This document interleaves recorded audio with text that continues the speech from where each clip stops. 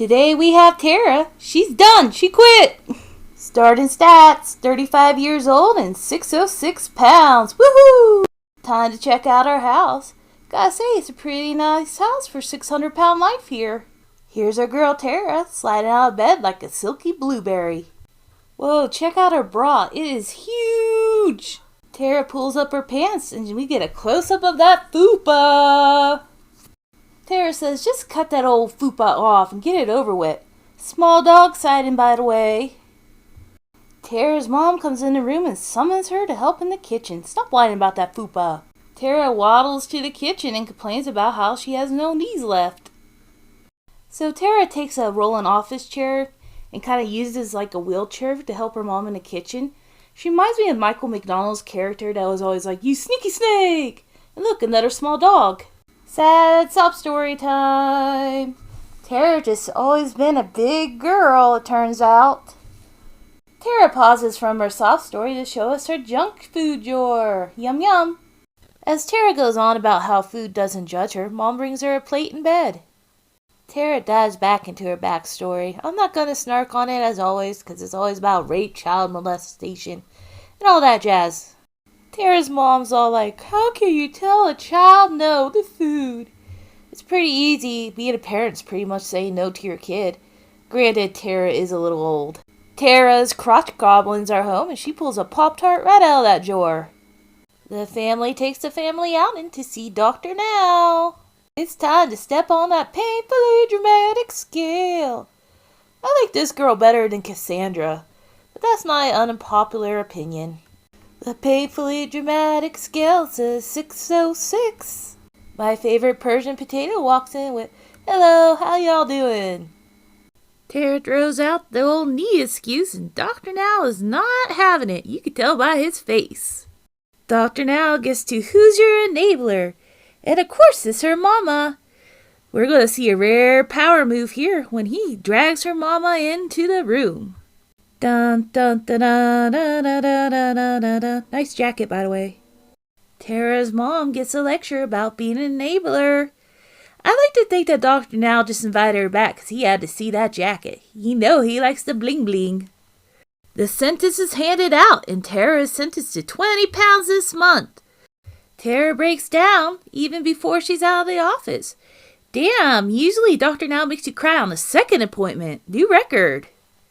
We head into month 1 and we are treated to this delightful thing of food.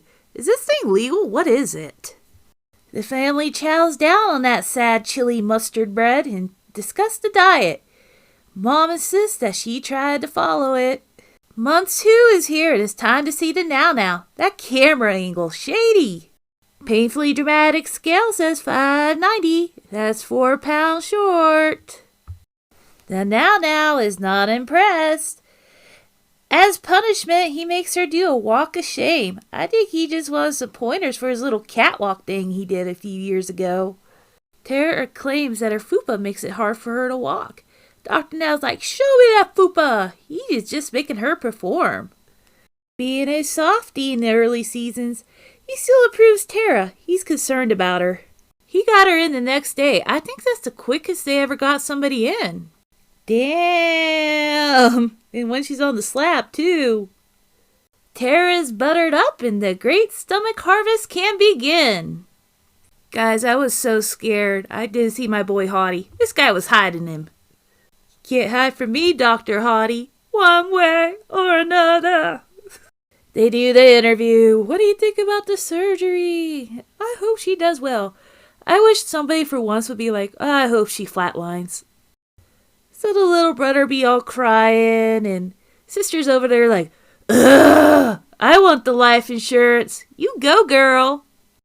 So they can't get into her laparoscopically. That's hard for me to say.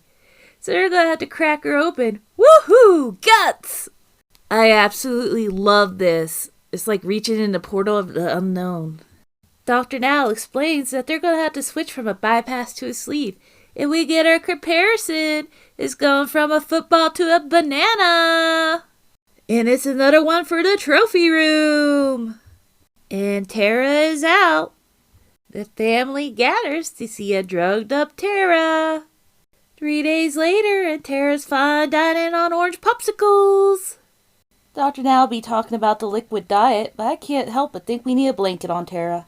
Does anybody remember Grubby from Teddy Ruxpin? Just saying. 4 days later, and Tara is back on her throne at home. Month 3 is here, and Tara's breaking a rule. Crackers on the bed. Tara makes it outside to swim, and here's my favorite character of the episode. Uninterested stepdaddy, or so I think he is. Month 4's here. It's time to face the painfully dramatic scale. 556, and Tara is annoyed. The Now calls her out, and look at Tara's face. She is annoyed. Tara is sentenced to 10 pounds in 2 weeks. He says it twice. She knows she's going down. Tara decides to go to a gym, and she's out of breath before she even gets back there. I like to think this lady's just waiting for her lunch break. They take the poor lady aside and interview her. She pretty much says that she doesn't have much hope for Tara unless she's in the right mindset. Just look at the fear in her eyes. She knows Tara's a big one. 2 days later, and we're back to school shopping. Tara's trainer wants her to use her legs and not a scooter, but we're using that red scooter to match the Target aesthetic. And Berlin in it. We're back home, and Tara reminds us that she cannot change overnight. That's code for she's going to fail in the next weigh-in. The next week, it is time for that painfully dramatic scale. I'm so shocked by the failure. So, of course, our favorite Persian potato's telling her the truth. And she's like, you can preach and preach, preach, talk to the hand, Dr. Now. Poor Now. He's wondering why he didn't just become a zookeeper or something. So, Dr. Now's pretty much like, I don't know what I could do for you if you don't get back on track. You're running out of chances. You know, he always gives like 400 chances. But anyhow, just look at the rage popping up on her face. You know she's gonna pop off pretty soon. Woohoo! Yes, I understand. I'm gonna starve myself for 2 weeks to make everybody happy. I'm done with this. I quit. I'm done. This bitch going to my house. Did you see her mom's face? She thought she was gonna die when that door swung open. So a couple days after her hissy fit, she goes back to the gym, blah blah blah blah blah. Month 8 is here, and Tara's scooter free as she shops. Month 10 is here, and the painfully dramatic scale says she's done it. Tara meets up with Dr. Now and asks him how big is it. Ew. All that flattering got her skin surgery, and we get to see the pork rind come off. 2 weeks later, and Tara's crying in the back of Mama's car. She is nervous. I think she's just scared that she's accidentally going to eat her own fupa next time she opens a bag of pork rinds. Tara is on the slab, and that fupa is off. Time to sack that sucker and send it to Frito-Lay. Month 11's here, and she's playing patty cake with her trainer as she recovers. It's her last weigh-in, and she's down 278 pounds, looking like a tomato. Dr. Now gives her a "I'm proud of you" behind her back. He doesn't like her. We end the episode, thank God, because I cannot stand her voice no more, with them cooking in the kitchen a healthy meal. Blah, blah, blah. The end. Let's wrap this episode up. The villain for this episode is Tara herself. And I'll show you here in just 1 second. Let me pull it up. What kind of monster does that to her cheat fry? Ew, weirdo. And now it's time for our rating of this episode. I give it a trip to Target with no money, 'cause that sucks. In summary, this episode was really hard for me to get through. I think Tara's a bitch. I can't hide it. I really think she's a bitch. I cannot stand the way she talks. And I'm sorry it took me so long to get through. I did kind of use the excuse of changing jobs.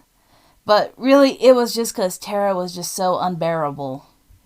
Next time we have Amber, and we get to see her hot brother. See you on the Snark side.